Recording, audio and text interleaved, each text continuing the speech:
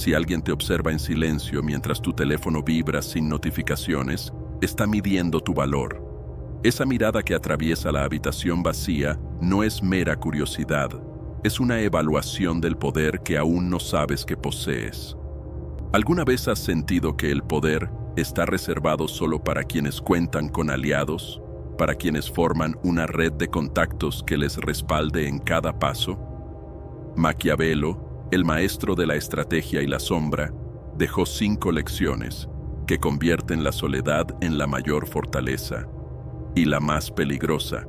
En los próximos minutos, desentrañaremos cada una de esas lecciones, revelaremos el gatillo psicológico que las sustenta y te mostraremos cómo aplicarlas para triunfar en completa soledad.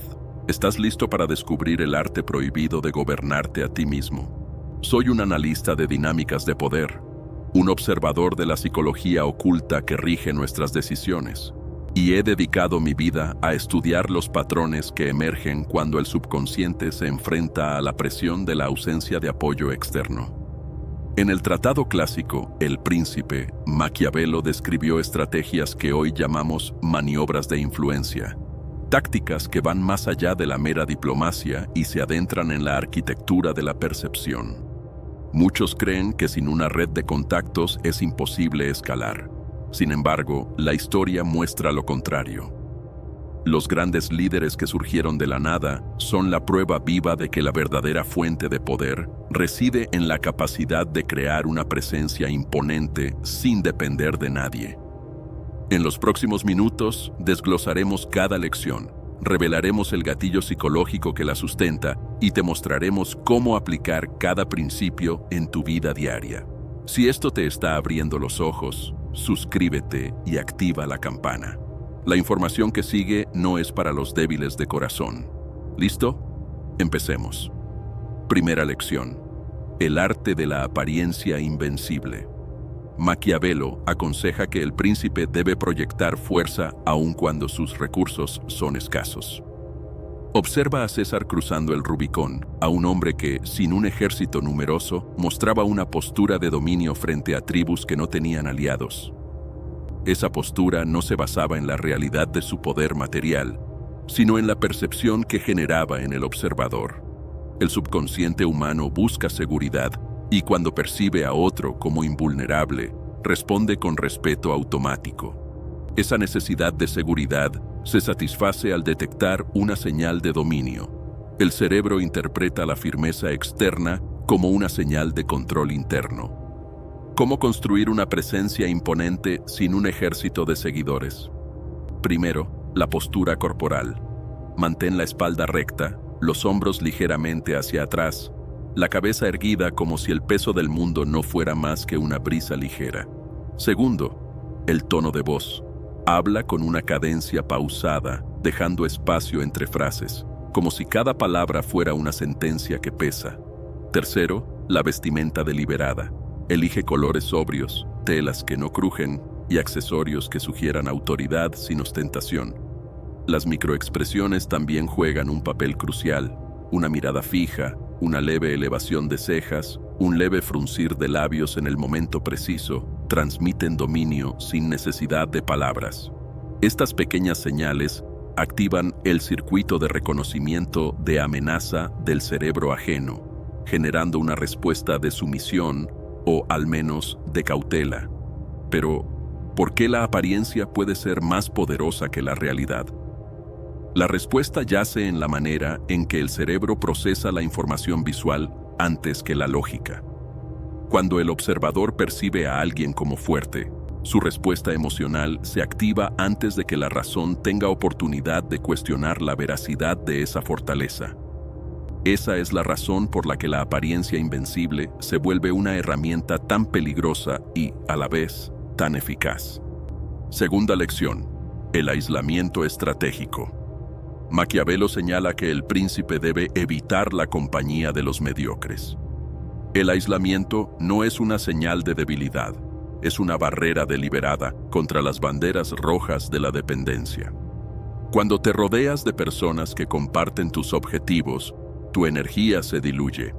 Cuando te mantienes alejado, tu foco se agudiza.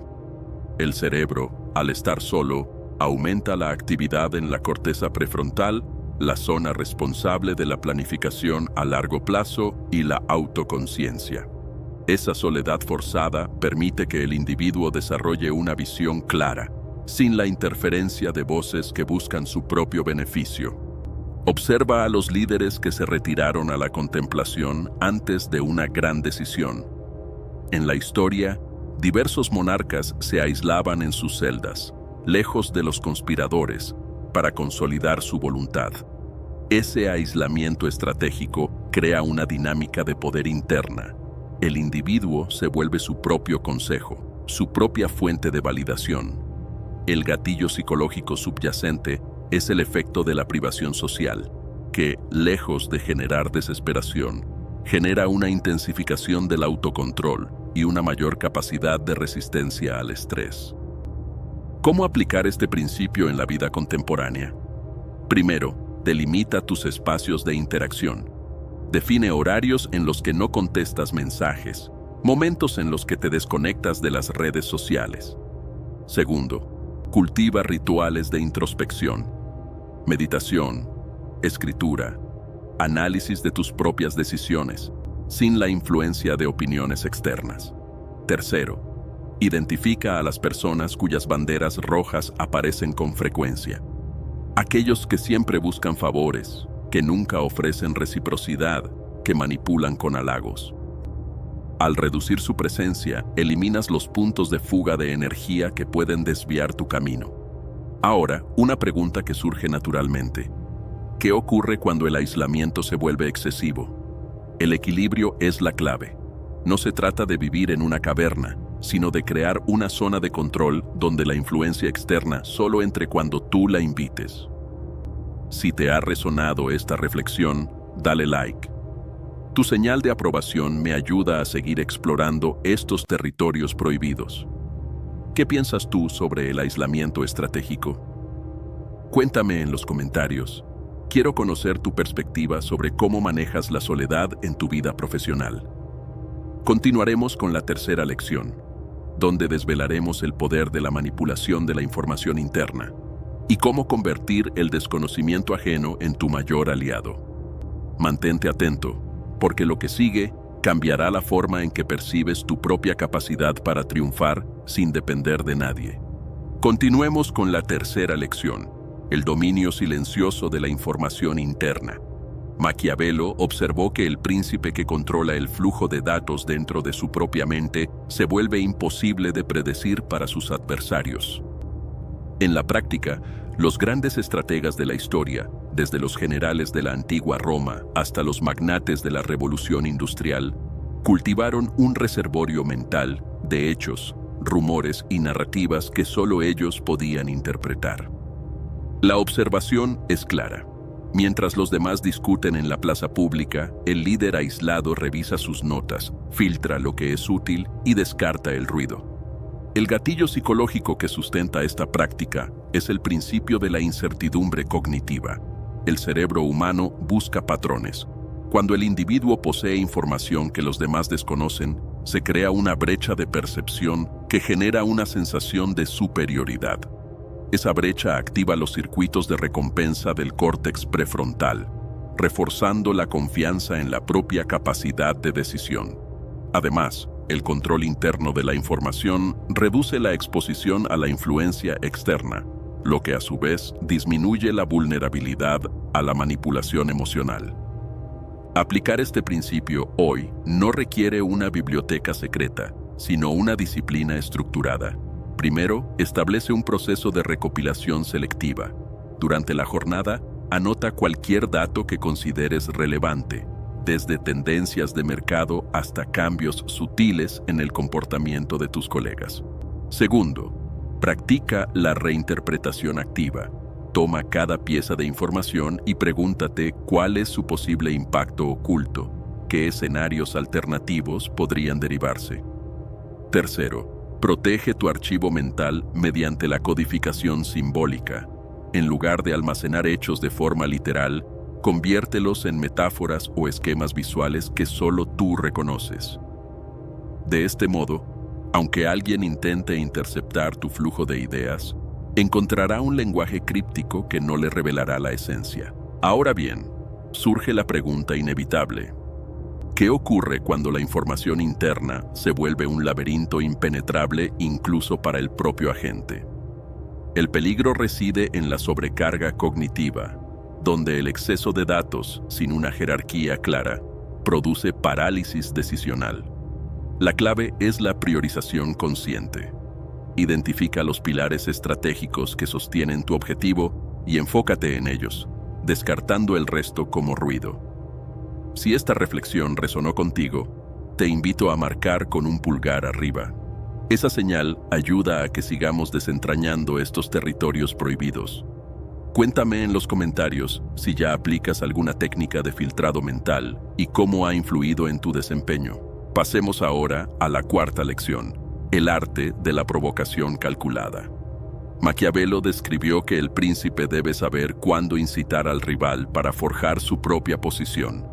En la práctica, los líderes que saben generar una chispa controlada en sus oponentes crean una dinámica de dependencia emocional. El adversario, al sentirse desestabilizado, busca la validación del provocador.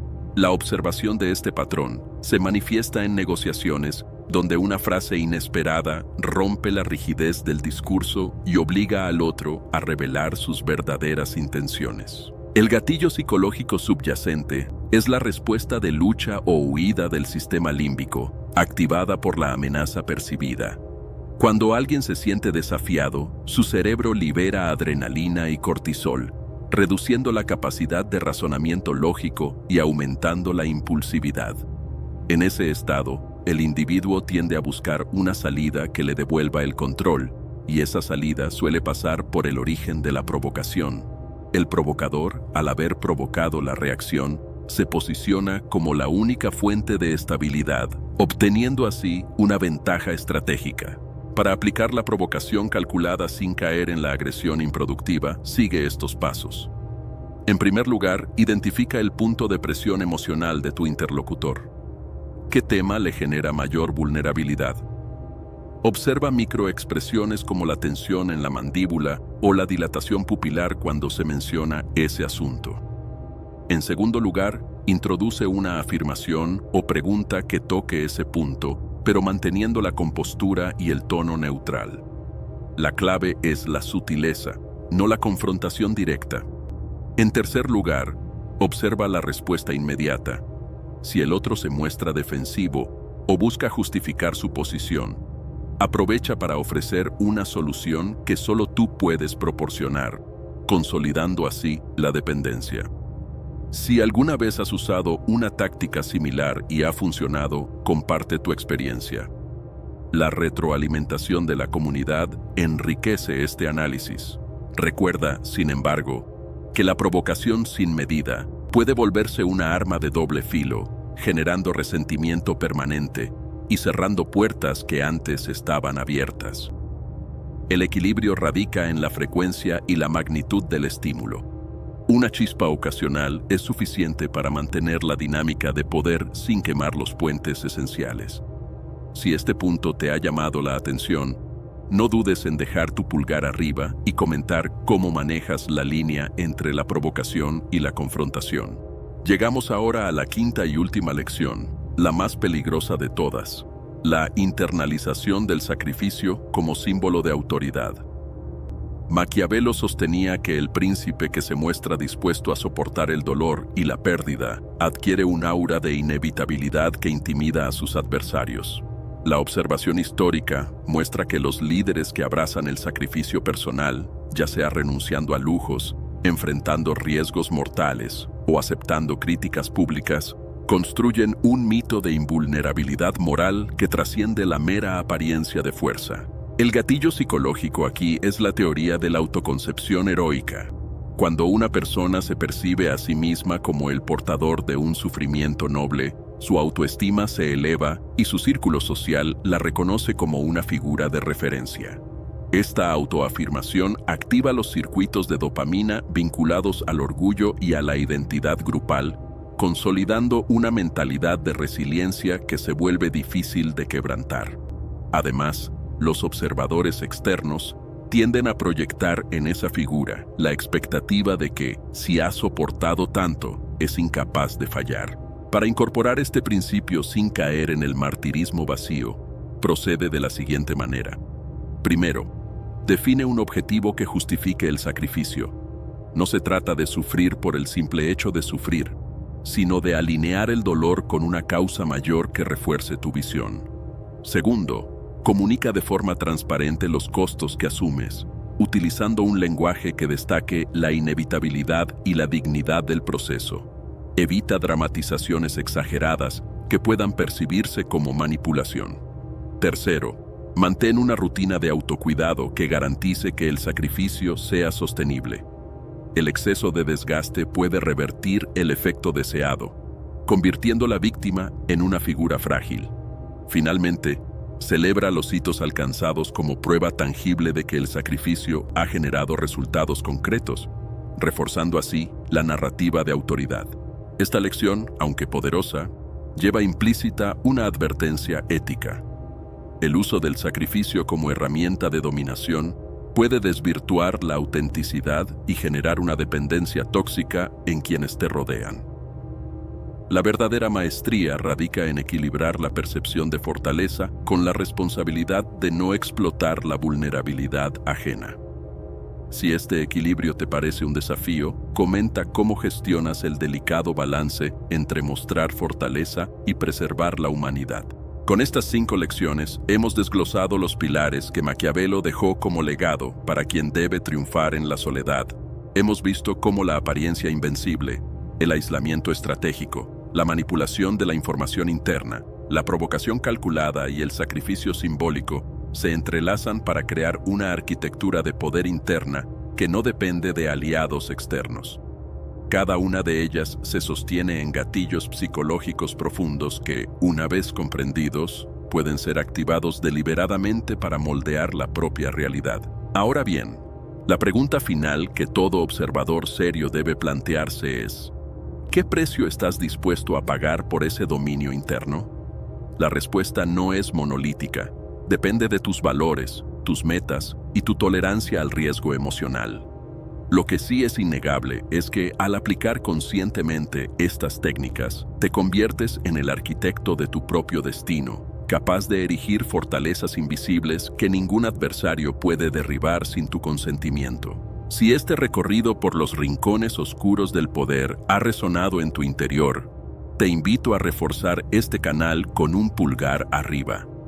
Cada señal de apoyo permite que sigamos explorando los senderos prohibidos del pensamiento estratégico. Además, si deseas que profundicemos en casos concretos de líderes contemporáneos que han aplicado estas lecciones, suscríbete y activa la campanilla. Así no perderás los próximos análisis que desentrañarán cómo el conocimiento clandestino se traduce en resultados tangibles. Comparte tus reflexiones en los comentarios. La interacción enriquece la comunidad y permite que descubramos juntos nuevas facetas de la psicología del poder. Recuerda, el verdadero dominio comienza en la mente, y la soledad, cuando se maneja con maestría, se transforma en la mayor aliada del éxito.